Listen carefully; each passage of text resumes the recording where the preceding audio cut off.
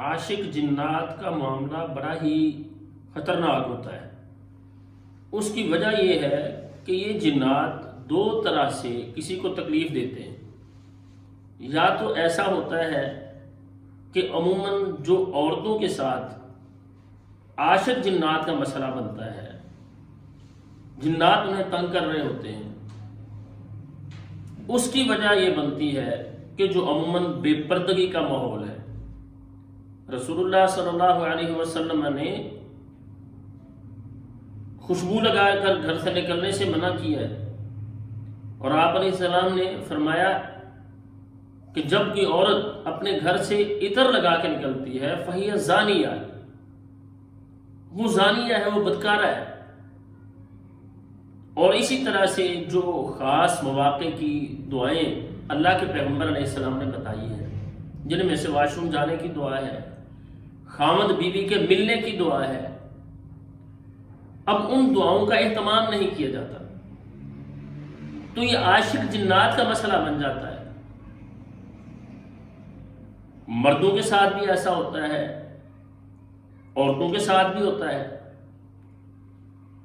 مردوں کو جو جنات میں سے مؤنث ہیں وہ تنگ کر رہی ہوتی ہیں،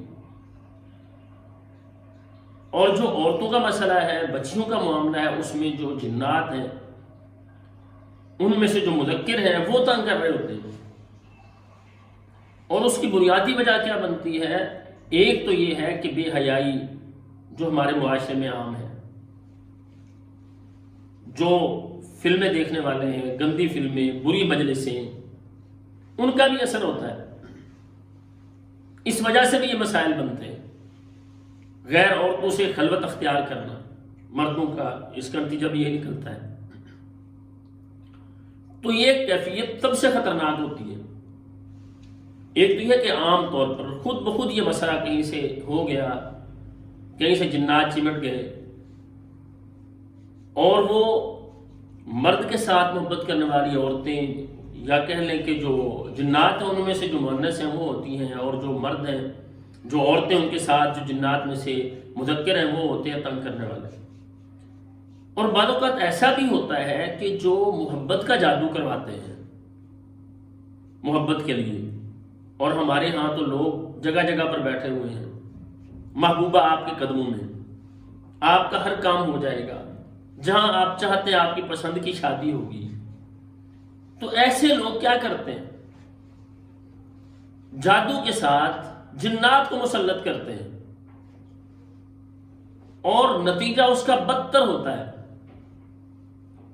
زندگیاں تباہ ہو جاتی ہیں۔ تو ایسے جنات بھی جلدی چھوڑنے والے نہیں ہوتے، جو عاشق جنات ہیں۔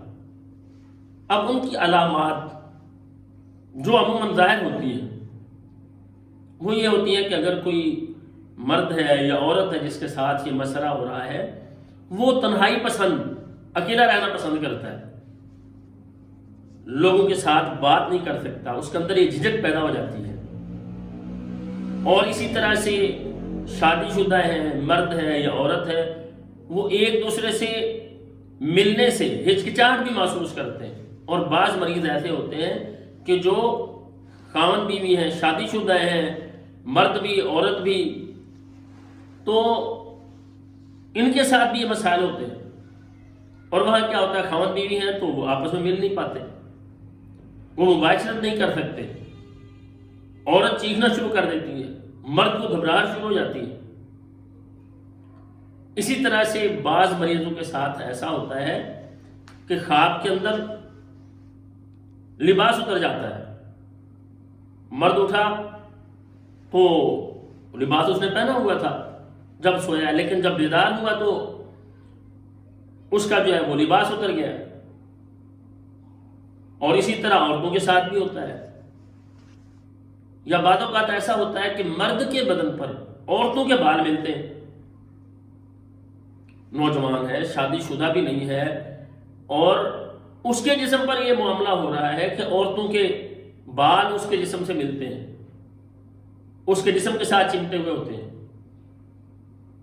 اور اسی طرح سے عورتیں، وہ بچیاں جن کی شادی نہیں ہوئی ہوتی، ان کے ساتھ اگر یہ معاملہ ہو عاشق جنات کا تو ان کے بدن پر مردوں کے بال وہ انہیں ملتے ہیں. اور اس کے ساتھ ساتھ بعض اوقات یہ بھی ہوتا ہے کہ رات ایسا محسوس ہوتا ہے کہ ساتھ کوئی لیٹا ہوا ہے، ساتھ کوئی سویا ہوا ہے. مرد ہے اسے محسوس ہوتا ہے کہ اس کے ساتھ کوئی سویا ہوا ہے اس کے بستر میں.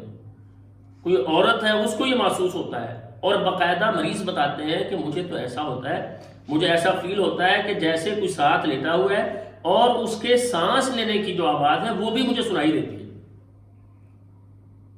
تو اس طرح کی جو علامات ہیں. اور پھر خواب کے اندر ایسے مریضوں کو بلیاں بھی نظر آتی ہیں، اور خواب کے اندر مرد دیکھتے ہیں کہ وہ شادی کر رہے ہیں جبکہ وہ شادی شدہ ہے، وہ اپنی شادی دیکھ رہا ہے. عورتیں دیکھتی ہیں، عورت کوئی شادی شدہ ہے وہ دیکھتی ہے کہ اس کی خواب میں شادی ہو رہی ہے. یہ کیفیات ان کے ساتھ ہوتی ہیں جن پر عاشق جنات کا مسئلہ ہوتا ہے. اور یہ مسئلہ شدید ہے، یہ بڑا سخت مسئلہ ہے، جلدی یہ چھوڑنے والے جنات نہیں ہوتے. اور جب ہم رقیہ کرتے ہیں، مریض ہمارے پاس آفس میں آتے ہیں یا آن لائن دم کرواتے ہیں، تو جنات حاضر ہوتے ہیں، وہ کہتے ہیں جی دیکھیں مجھے تو اس کے ساتھ محبت ہے، میں تو اس کے ساتھ عشق کرتا ہوں. اور اس کی بنیاد دونوں طرح سے ہوتی ہے، یا تو جادو اور یا پھر کہیں سے ویسے جنات کا چمٹ جانا. تو دونوں صورتوں میں اس کا علاج کیا ہے؟ اگر کسی کے ساتھ یہ مسئلہ چل رہا ہے، کسی کے ساتھ ایسا معاملہ ہے، اور ایسے مریض ان کے ساتھ یہ بھی ہوتا ہے، بعد مریض آئے کہ واش روم کے اندر جا کر اس کے گھر والے بتا رہے ہوتے ہیں کہ یہ واش روم کے اندر یہ بچی یا یہ بچہ جب واش روم میں جاتا ہے یا ہماری یہ بچی واش روم میں جاتی ہے تو وہاں کتنی دیر بیٹھی رہتی ہے، گھنٹہ 2 گھنٹے 3 گھنٹے باہر ہی نہیں آتے. تو یہ کیفیت بھی ایسے مریضوں کی ہوتی ہے جن پر عاشق جنات مسلط ہوتے ہیں.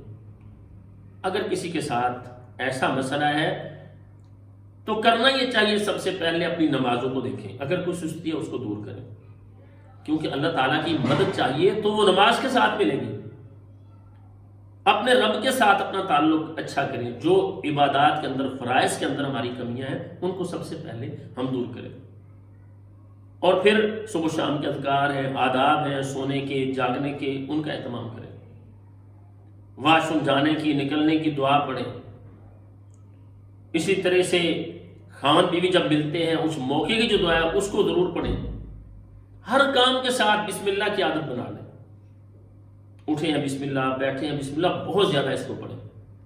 اور صبح و شام کے اذکار، نمازوں کی پابندی، قرآن کی تلاوت، اس کے ساتھ ساتھ کچھ اذکار ہیں جو خاص طور پر ان کا اہتمام کرنا چاہیے. ان میں سے ایک یہ ہے کہ صبح و شام لا الہ الا اللہ وحدہ لا شریک لہ لہ الملک و لہ الحمد وہو علی کل شیء قدیر. صبح بھی 100 دفعہ پڑھ لیں، شام کو بھی عصر کے بعد 100 دفعہ پڑھ لیں، کیونکہ رسول اللہ صلی اللہ علیہ وسلم کی گارنٹی ہے. آپ علیہ السلام فرماتے ہیں جو شخص صبح 100 دفعہ پڑھتا ہے یا شام کو 100 دفعہ پڑھتا ہے اس کو یہ انعامات حاصل ہوتے ہیں کہ اس کی نیکیوں میں 100 نیکیوں کا اضافہ ہو جاتا ہے، اور اس کے 100 گناہ وہ ختم ہو جاتے ہیں، اور 10 غلام آزاد کرنے کا اجر ملتا ہے. اور اس کے ساتھ آپ علیہ السلام نے فرمایا کہ ایسا شخص شیطان سے محفوظ رہتا ہے. تو صبح و شام لا الہ الا اللہ وحدہ لا شریک لہ لہ الملک و لہ الحمد وہو علی کل شیء قدیر. کوئی یہ بہت لمبا یہ ورد نہیں ہے، صبح و شام 100 دفعہ پڑھیں. اس کے علاوہ لا حول ولا قوۃ الا باللہ، اس کو پڑھیں. ہر نماز کے بعد روٹین بنا لے ایسا مریض کہ ہر نماز کے بعد اس نے لا حول ولا قوۃ الا باللہ 100 مرتبہ ضرور پڑھنا ہے. اس طرح سے دن میں 500 مرتبہ لا حول ولا قوۃ الا باللہ ہوگا. اور پھر جو واش روم جانے کی دعا ہے جس میں ہم کہتے ہیں بسم اللہ اللہم انی اعوذ بک من الخبث والخبائث، یا اللہ میں تجھ سے جو خبیث جن ہیں یا خبیث جو جننی ہیں ان کے شر سے پناہ طلب کرتا ہوں. تو یہ دعا اللہم انی اعوذ بک من الخبث والخبائث، اس کو صبح فجر کے بعد 41 دفعہ پڑھیں. اسی طرح سے عصر کے بعد بھی 41 دفعہ پڑھیں. ان اذکار کا ضرور اہتمام کر لیں۔ تو اللہ تعالیٰ یہ جو میں نے دعائیں بتائی ہیں اس کے ساتھ اپنا خاص بدل کر دیتے ہیں، اور ہر کام کے ساتھ بسم اللہ کی عادت بنائیں، اور سوتے وقت بستر کو جھاڑیں اور آیت الکرسی پڑھیں۔ رسول اللہ صلی اللہ علیہ وسلم کا جو طریقہ تھا، آپ یوں ہاتھ رکھ کے آخری تینوں کل پڑھتے، پڑھ کے پھونکتے، بدن پہ ملتے، 3 بار ایسا کرتے، اس کی عادت بنا لیں۔ تو اللہ کے فضل و کرم سے یہ جو شیطان ہے، اللہ فرماتے ہیں اِنَّ کَیدَ الشَّیطَانِ کَانَ ضَعِیفًا، اس کی تدبیریں بڑی کمزور ہیں۔ بات ہمت کرنے کی ہے، بات اللہ پر یقین کی ہے، اور جو میں نے بتایا کہ نبی علیہ السلام نے دعا بتائی ہے، لا الہ الا اللہ وحدہ لا شریک لہ لہ الملک ولہ الحمد وہو علی کل شیء قدیر، بندہ ہر طرح کے شیطان سے بھی محفوظ رہتا ہے۔